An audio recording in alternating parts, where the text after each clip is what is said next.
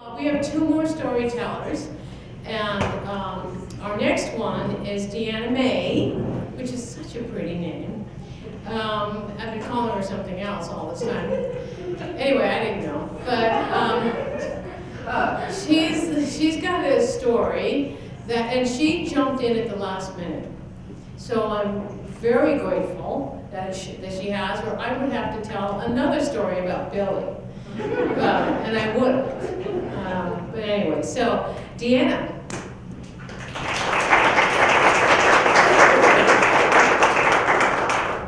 I'm short. Yeah. Are you shorter than me? They say when you look at someone through rose-colored glasses, all the red flags just look like flags. Hi, I'm Deanna, and I'm a recovering rose-colored glasses wearer. Positivity was my jam. I didn't want to feel anything else but good feelings. Honestly, I didn't know how to handle anything else but mainly pleasant emotion. Happy, calm, inspiration, love, so much so that people considered me a real-life, walking, talking Disney princess. That is, until I played one on stage. In 2011, I got married to a man I knew for less than a year. He was a hard worker, fascinating, and quite charming. I was ready to live out my fairy tale dream.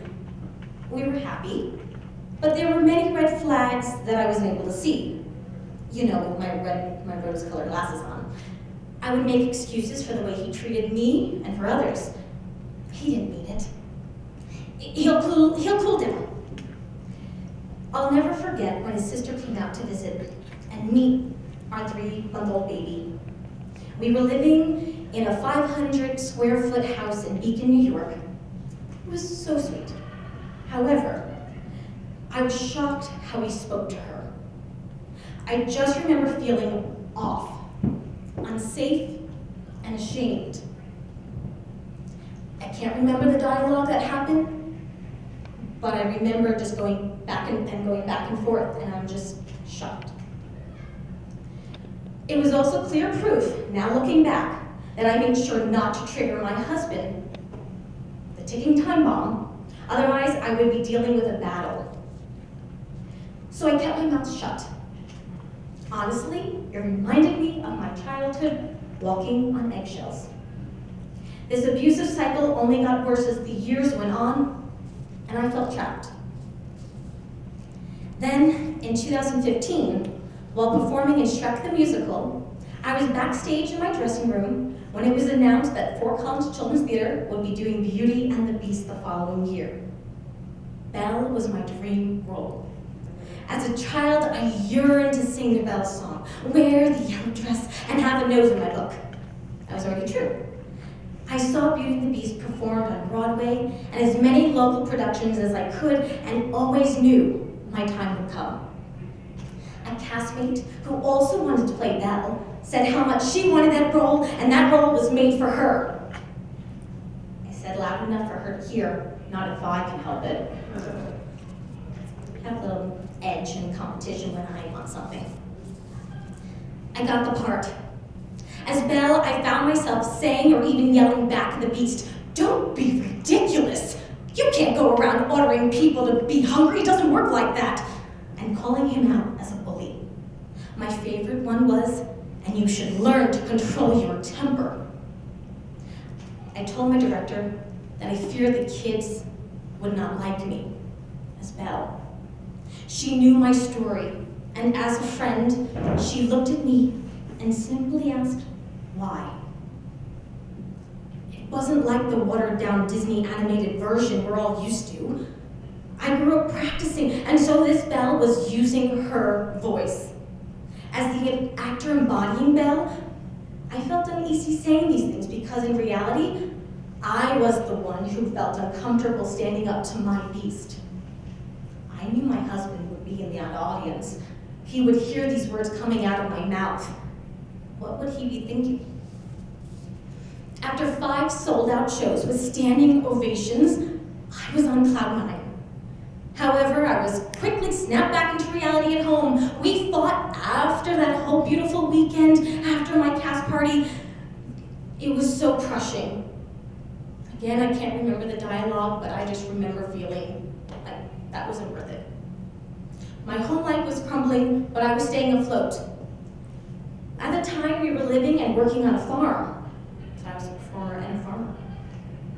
We were packing up to actually leave the dusty old farmhouse when a friend who worked closely with us on the farm praised my performance and said she could see why I played Belle so well, having my husband as my muse. I felt caught, seen, and acknowledged. I remember heaving a sigh and just nodding. It took me 2 years after playing Belle to finally stand up and leave my own beast. It didn't happen overnight.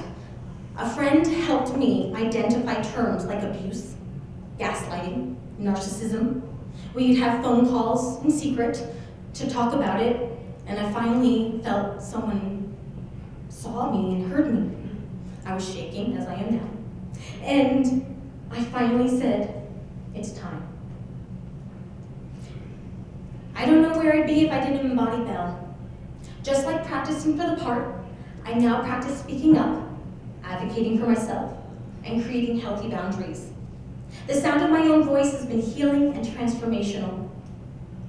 I won't be shut down, or muted, so speak up. The only person able to silence me is me. Because my mouth is on fire. I'm supposed to. Okay. The end. Okay.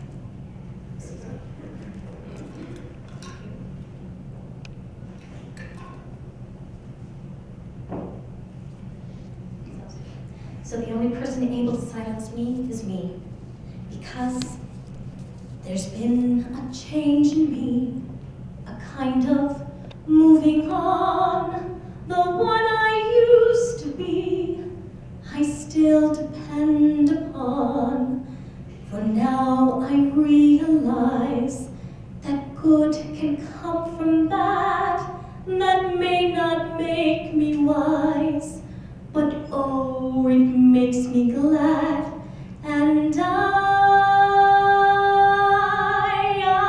never thought I'd leave behind my childhood dreams, but I don't mind,